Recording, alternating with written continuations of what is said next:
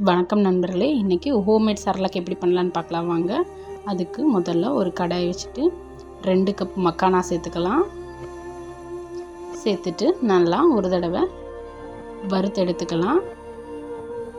நல்லா வறுத்தெடுத்து தனியாக வச்சுக்கலாம். அதே கடாயில் 2 கப் அவல் சேர்த்துக்கலாம். சேர்த்துட்டு நல்லா அதையும் வறுத்தெடுத்து தனியாக வச்சுக்கலாம். அதே கடாயில் 1 கப் அளவுக்கு பாசிப்பருப்பு சேர்த்துக்கலாம்.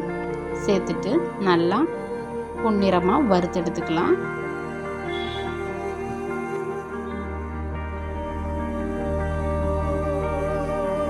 நல்லா வறுபட்டதுக்கப்புறமா தனியாக மாற்றி வச்சுக்கலாம்.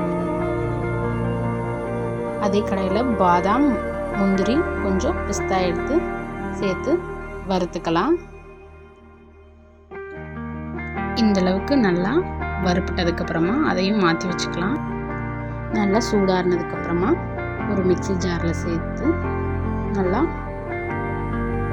பவுடர் பண்ணி எடுத்துக்கலாம்.